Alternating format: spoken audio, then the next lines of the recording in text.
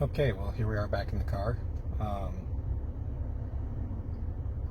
If these days are not lining up with my emotions like perfectly, then I don't know what paints a bigger picture of, or a better picture of how I feel. But yesterday was nice and windy. The day before was nice and calm. Today, holy cow, it's a beautiful day. 70 degrees, I think, just gorgeous. You may be asking why I'm in the car. Well, to be honest with you, there's way too many people out here, and it's already uncomfortable just talking to myself in here. So don't need people thinking I'm crazy. There's a passage in the Bible that's been with me for like a long time. And when I mean a long time, I mean like years. And I've dismissed it some. I've put it in the back of my head, and because I didn't know what it meant, and the way I was looking at life at the time, nothing good. But it's in Mark chapter 5, verse 1 through 20. It's a parable, I think. I don't know, whatever. It's a story. Okay, we'll go with the story. No, it's not a parable because Jesus did something. Jeez. Anyways, so, as Jesus was going, across, performing miracles and doing all these great things, this kind of sets the backdrop for what this is. Anyways, but there was a guy all by himself, alone at the tombs is what they call it. If you picture it in your mind, it's just a dude alone by a bunch of rocks. We'll go with that. And nobody wanted to be around him because he was demon possessed. Now I'm going to come back to that, but they tried to bound him with chains. Nothing. They couldn't do anything. They tried to control him. Nothing. So, not sure what happened. Not sure how he ended up at the tombs, just hanging out with dead people. But that's where he was at. He was away from everybody. And I don't know if, it's kind of a strange part in the Bible where it's like this little tangent, like little side story, but it's always stuck with me. And so basically, he was all alone. Nobody wanted to be around him, and he was just in misery, by the tombs, just hopeless. Nothing helped, just totally captured by, by his thoughts, by whatever was going on. I don't say demon possession, even though that's what it is described as. Okay, and that that's Jesus literally called the demons out of this guy's body. However, in the Bible, and I'm not a scholar, biblical scholar by any means, but I do not believe that there's any reference about mental health. Okay, let's just say mental health, depression, all of those things. There's nothing. It's just, back then they probably thought it was demon possession because they didn't have therapists. They didn't have what we have today. Demons were very real back then. They saw these things happen, excuse me, right in front of their eyes. And, Jesus was literally walking on earth. So why not? Why wouldn't that be a demon, right? So guy was just, crazy strength, alone by himself.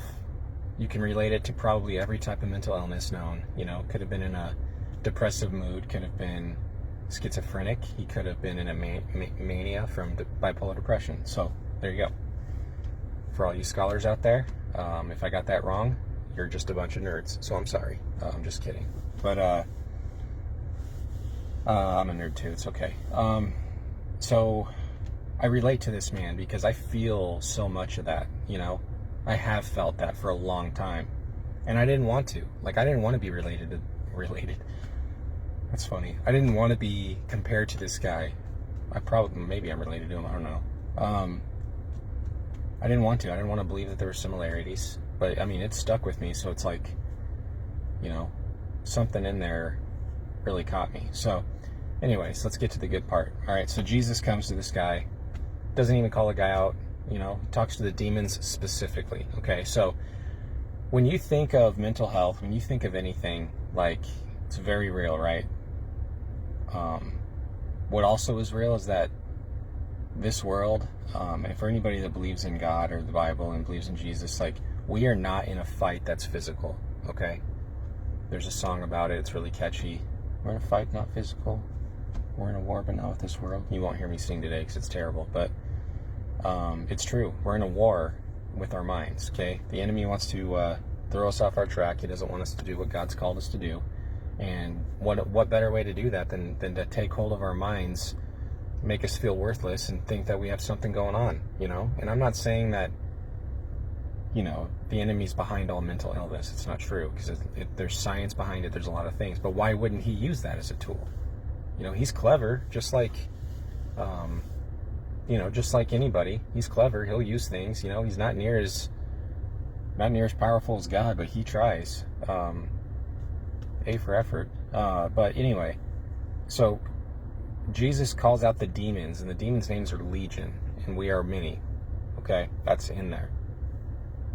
And for me, that, you know, that could be racing thoughts, right? That can be anything. My anxiety, depressive mood, so many things, all the things. It could be, you can relate to anything, you know, and just super powerful for me anyway. You know, and so the demons are pleading with Jesus, like, you know, don't, you know, take pity on us, you know, don't kill us, whatever, I don't know, because they know he's there, just the mere presence of him. So what does Jesus do? You know, so this guy probably has no clue what's going on, you know, he probably has no idea, like, who knows if he's even there, like, with this going on. I've never seen somebody that's demon possessed, but I would imagine it's probably not a very fun sight. However, the demons are telling Jesus, like, hey, you know, there's a herd of pigs over there, you know, cast us into them, you know, and let us be. Which, that's the weirdest thing ever. If you know to understand, it's like, what? Like, what? Okay. So Jesus is like, fine, go be in the pigs. So there's, like, you know, this herd or flock of geese, or whatever you want to call it, this herd of pigs, probably, I don't know, quite a few, and the demons go in there, and then they just start running down this hill into a lake, and they drown and die. And so that's the end of that. You know, you read this, you're like, what in the crap just happened? So if we back up, though, like, back then, wealth was considered, you know, wealth is in many forms, gold, you know, precious metal, whatever, but a lot of it was livestock, how many pigs you had, how many, you know, how big your farm was, essentially.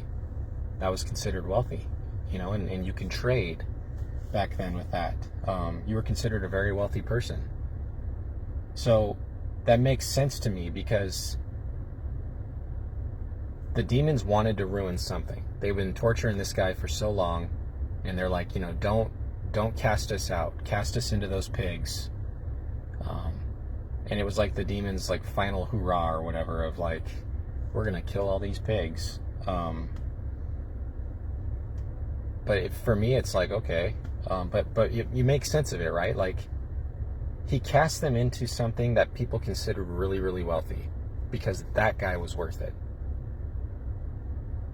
The guy that everybody gave up on was worth it. The guy that they couldn't hold, they couldn't keep him chained down, you know, that guy was worth it. And when people saw that guy afterwards, like, hey, you know, my name's Dave, I don't know what the guy's name is, they're like, what? Like, this guy's making sense, you know, and they feared Jesus after that, like, literally were scared of him. So I'm sure for that guy it was like obviously life-changing, but at the same time he's probably like, I cannot go face these people, because what was inside of me just killed a crap ton of pigs, which I don't know how much that was back then. It was probably a lot of money, a lot of worth. And so he's like, hey, Jesus, can I just like go with you, you know? And Jesus is like, no, you need to stay here and tell your family, tell everybody in this town what I did for you. And so he did. He said, okay. Totally not what I would have done. I'd have been Jonah, booking it, gone. But it's a powerful 20 verses, and it stuck with me for so long, and it like ramped up, especially this year. But I was focusing on the wrong part of it. I was focusing on the dude in hopelessness and despair at the tombs rather than what Jesus did for him. And maybe you're there. Maybe you know somebody that's like that, where you've tried to help them and nothing seems to be working, you know? They go to the hospital, they get care, but it's just a continuous cycle of like, man, they just feel so defeating when you just want to help somebody so bad and nothing seems to be sticking. You know, that's a tough situation, and I can't speak on what to do about it. I just hope you get a little bit of, you feel a little more hopeful about this story, because Jesus does work miracles still to this day, whether you believe in him or not. You know, I feel for that. All I can say is just don't give up. You know, it took me 2 therapists, 3 therapists, 2 psychiatrists, inpatient therapy, all of that for me to get right. For God to like switch this light on in my head that he's like, dude, I created you for this. Quit believing all the crap that's been going on with your life. You know, follow me, and this is what you're going to do. Super powerful. But so, this story, Mark chapter 5, 1 through 20. I encourage you to read it. It's a really good story. And if you find something different, then, you know, comment back. You know, say like, dude, this is cool, but maybe, you know, maybe this, maybe that. You know, like I said, I'm not a scholar, biblical scholar by any means. You know, I just read the Bible like you, or hopefully like you, and I selfishly take out of it what I want. So yeah, you know, mental health not being a physical war, it's very true. We're such in a fight, you know, for really,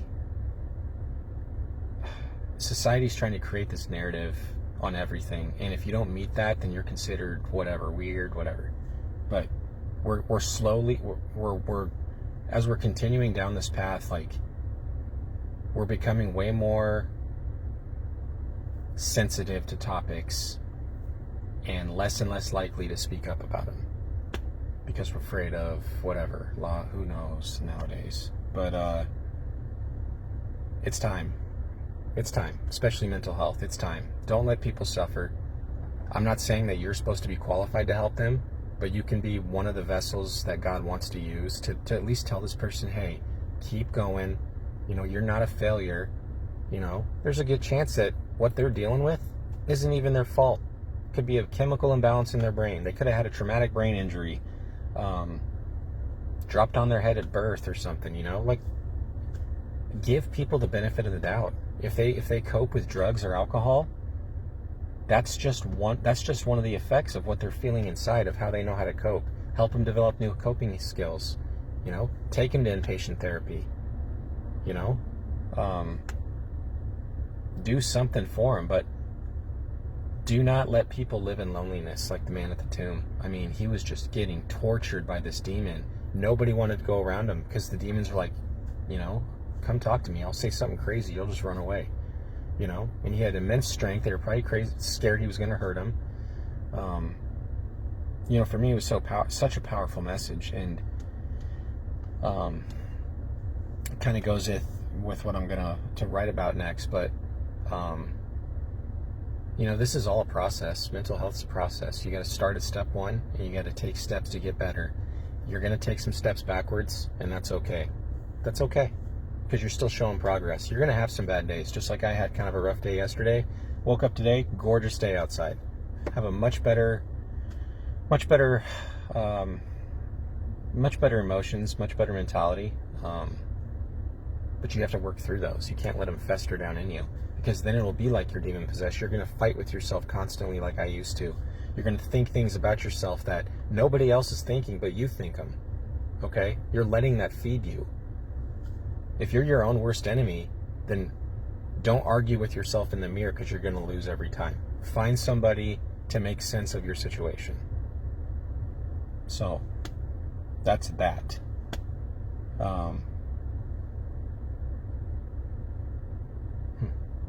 yeah, Bible stuff, fun. As I continue with this, and if people come to your mind that might benefit from it, let them know, because I don't want people going through anything alone. That's my biggest thing that I'm passionate about right now. And, with it being November, gratitude and all that, if you're just kind of in a funk, find something to be grateful for. It sounds so stupid, I know. It's like, oh, but it's true. Like, I'm grateful that it's not snowing right now, and it's November, what is it today? I don't know, November 6th, 5th, whatever. People out here fishing. So, that's what I got for today. Hope you found something that you'll take hold of on it, and if not, too bad. It's going to get posted anyways. So, for those of you that don't know me, that's kind of my sarcasm. I'm not really kind of an a-hole, although I can be, I've been told. But anyways, until next time, I will post some of my writing on my website. If you don't know what it is, I'm not here to like, go check out my website. It's a resource. If you can take something out of my journey, then that's fine. It's free. There's no subscription. I mean, you can subscribe, whatever that means, and put your email in, or what. I don't even know what you get, to be honest with you. I haven't gotten it yet. So, but the website's called livingwithabrokenmind.com. Check it out. There's some good resources on there. I'm going to add some literature things, some books, and some things that have really, really helped me, and what people have suggested. So check it out when you have some time. I'm on Facebook, and that's it. LinkedIn, but that's, whatever. LinkedIn's whatever. Okay, well, hey, listen, have a good night. I'm going to enjoy the evening. Starting a new men's Bible group, so we'll see how that goes. But hey, listen, read that passage, read it a couple of times, take what God's trying to tell you out of it, and then, chew on it a little bit, ruminate on it, and just see what happens. All right, see you.